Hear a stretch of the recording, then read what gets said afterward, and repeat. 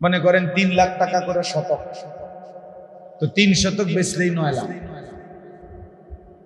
তাহলে এই 9 লাখ টাকা দিয়ে 1.5-2 মাসের বউ বাচ্চার বাজার খরচও হবে, আবার হজের টাকাও হবে। আর অতিরিক্ত যে আরো এই 10 শতক এই জায়গাটার মধ্যে আরো কত জায়গা রয়েছে না, কথা বলেন না, এইটা দিয়েই ফিরে আসার পরে সংসার চলবে ওই বাকিটুকু জমি দিয়ে। তাহলে শুধু এইটুকু জমি যারা আলগা, ঘরের বাড়ি বসতের অতিরিক্ত, আর যদি বাজারে দোকানও না থাকে, একটা টাকাও না থাকে, খুদ বিদেশ নাই, অন্য আর কিছুই নেই, শুধু এইটুকু জমি আছে, যে জমির একাংশ বিক্রি করলে হজের টাকা, সংসারের এই কয়দিনের খরচের টাকা হবে, আর বাকিটা দিয়া আইয়া সারলে আবার চলবে। তাহলে নিঃসন্দেহে এই মুসলমানের উপরে হজ ফরজ। বলেন তো কি পরিমাণ মুসলমানের উপরে হজ ফরজ? বল। আমাদের গ্রাম অঞ্চলের মুসলমান বাচ্চা সারা খামখেয়ালি করে, এটা মস্কারি মনে করে এটা একটা নফল ইবাদত। মাগরিবের পরে 6 রাকাত আওয়ামী পড়লে পড়লাম, না পড়লে না, খামখেয়ালি। এটা তো ফরজ ইবাদত, ফরজ ইবাদতে তো খামখেয়ালি চলে।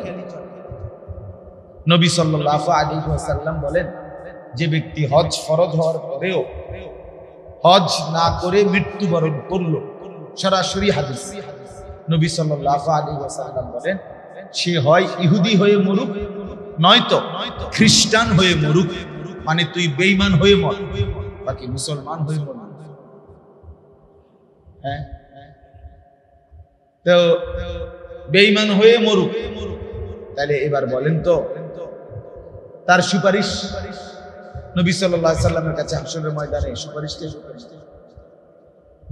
হাউজে কাউসারের পানি মিলবে কি বলেন?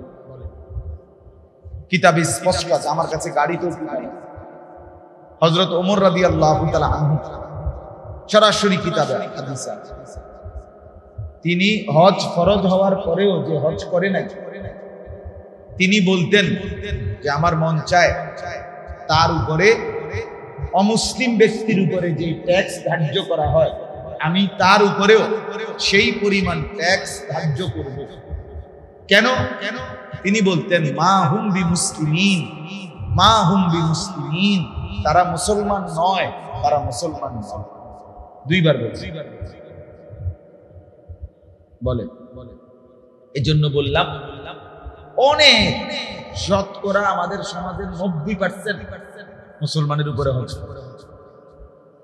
এই 10-20 শতক জমি নাই এমন মুসলমান কয়জন? কথা বলেন না, জমি জমা নাই তো খামখেয়ালি করে, খুদ বিদেশে পাঠাইছি, তে যদি পাঠাইতো হুজুর বলে গেলাম, হেতে যদি করতো টিয়া টুয়া দিত, তার বাপরে যদি করতো হজ করাইতো, হ্যাঁ জিভুত মানুষ করছি, কিটা জিভুত মানুষ করছে না, কারো ছেলে বিদেশ পাঠাইলেই বুঝি মানুষ করা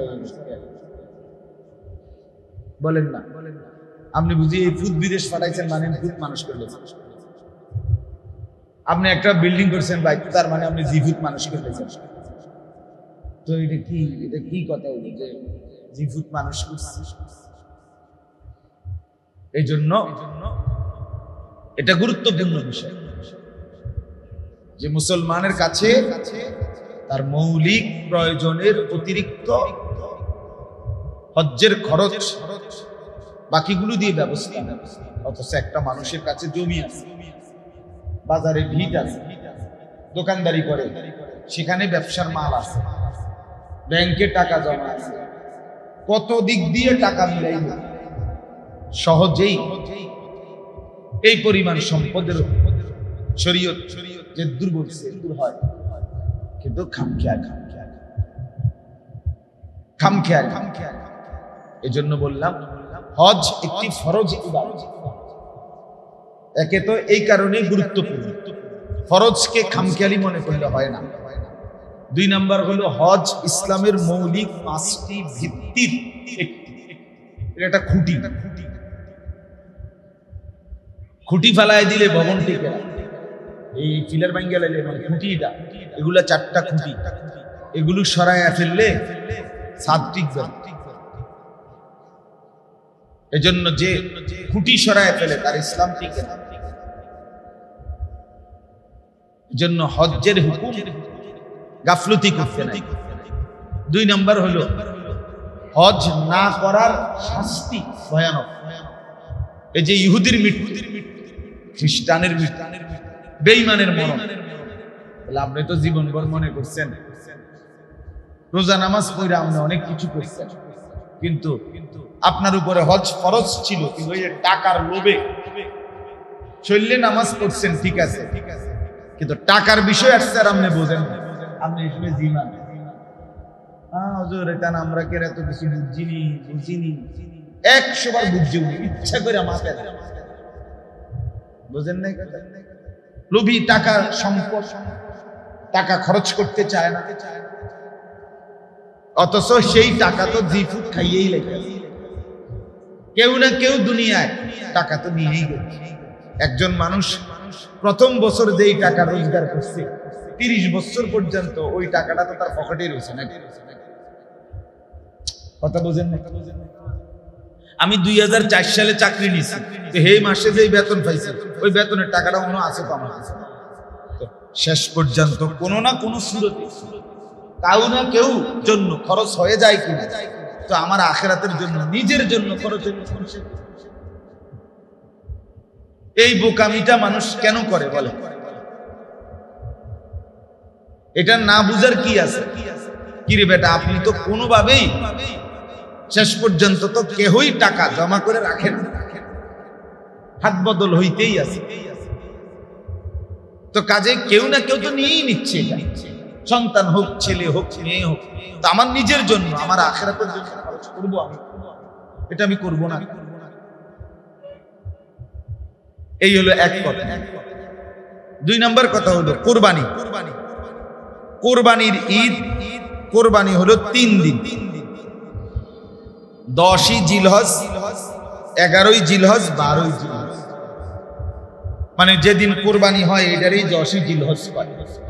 তারপরের 2 দিন, এই 3 দিন, প্রথম দিন সুবহে সাদিক ফজর থেকে তৃতীয় দিন সন্ধ্যা পর্যন্ত, এই 3 দিনের ভিতরে কেউ যদি তার এই মৌলিক খরচের অতিরিক্ত, এই যে মৌলিক খরচ বলতে বললাম, বউ বাচ্চা যে কয়জনের সংসার, আমরা যার জি ফুট লইয়া সংসার যে কয়জন, আমরা ওই সবারই দল লইত না।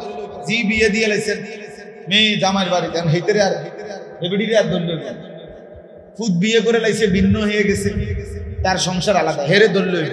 আমনে যে কয়জনের চালা এখন এই কয়জনের হিসাব, মানে আমনের টাকা দিয়া বাজার খরচা টরচা হয়, তাহলে এই কয়জনের মৌলিক যা প্রয়োজন, ওষুধপত্র, কাগজ কলম, বাজার সদাই, হ্যাঁ ইত্যাদি ইত্যাদি, এই টাকার অতিরিক্ত যে ব্যক্তির কাছে যা আছে, জমি, তার ব্যবসার মাল, তার ব্যাংকের টাকা, তার কাছে জমানো স্বর্ণ ইত্যাদি মিলাইয়া যদি 52.5 ভরি রূপার দাম, মানে 84,000 টাকা, 1600 টাকা করে এখন রূপার ভরি সর্বোচ্চ দাম, 84,000 টাকা, তার যদি ওই বাকিগুলো প্রয়োজনের অতিরিক্ত যা আছে তার এগুলো মিলাইলে হয়, তাহলে ওই পুরুষ, ওই নারী যার কাছে আছে তাদের উপরে নিঃসন্দেহে কোরবানি ওয়াজিব। ওই 3 দিন মনে করেন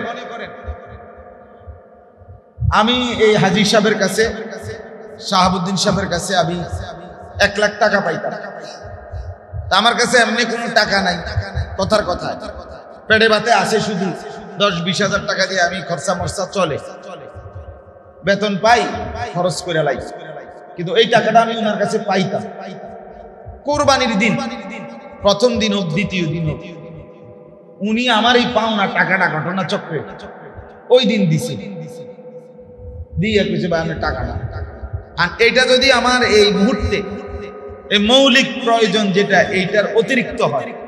মৌলিক প্রয়োজনের টাকা তো আমার কাছে 10-20 হাজার টাকা আছে, সেটি তো আমি চলতেই আছি।